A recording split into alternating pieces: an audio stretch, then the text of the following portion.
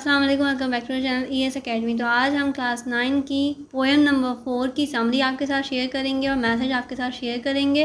तो इसके main points को मैं एक्सप्लेन करती जाऊंगी। इस पोएम का नाम है अबू बिन आदम। इस पोएम में जो समरी आपके साथ शेयर की गई है उसको स्टार्ट करते हैं। अबू बिन आदम bye J.H. Hunt. Abu Ben आदम की जो राइटर हैं वो कौन है? J.H. हंट। सारी पोएम्स के राइटर्स मैंने बताए थे, तो सारी पोएम्स के राइटर आपने याद करने हैं। एग्जाम में पूछा जाता है, इंट्रोडक्शन में आपने मेंशन करना होता है कि कौन सी पोएम किस राइटर की है। Abu Ben Adam bye J.H. Hunt is a simple narrative poem. It tells the religious incident of a man known as Adam and his encounter with an angel. इस पोएम में राइटर एक आदमी की story share करते हैं कि एक आदमी का नाम आदम है और वो किस तरह से एंजल से मिलता है और एंजल से उसकी बातचीत होती है। The poem conveys a message about the power of love for Mankind, faith in God. इस पोएम में दो मैसेज शेयर किए गए हैं। पहला मैसेज है पावर ऑफ अ मैनकाइंड, बनीनो इंसान से मोहब्बत, बनीनो इंसान से प्यार, अल्लाह की मखलूक से प्यार। एंड दूसरा मैसेज क्या है?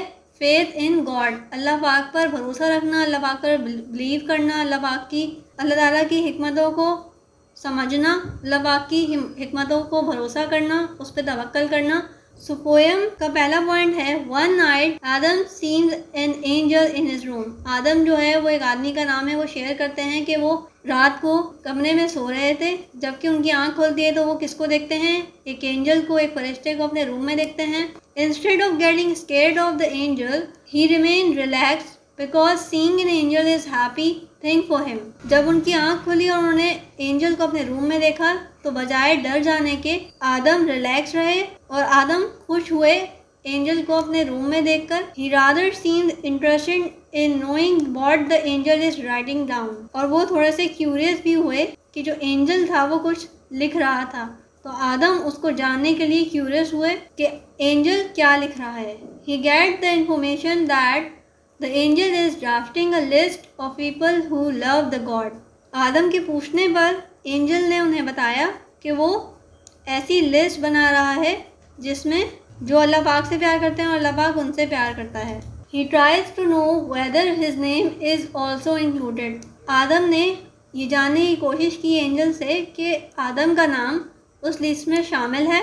He get the information that his name is not in the list. Adam के पूछने के बाद एंजल ने उन्हें बताया कि उनका नाम इस लिस्ट में शामिल नहीं है। He refuse to be sad because of that request the angel to write his name in the list of the people who love God's fellow man. Angel ने रिफ्यूज किया और उस रिफ्यूजन की वजह से आदम सैड हो गए।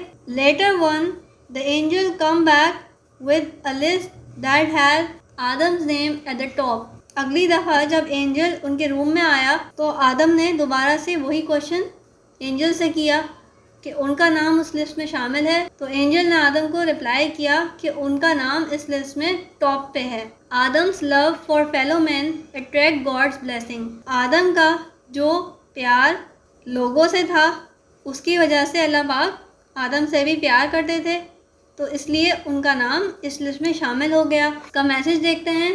Through the poem Abu bin Adam, J.H. Hunt spread a message of love for mankind in this selfish and wicked world.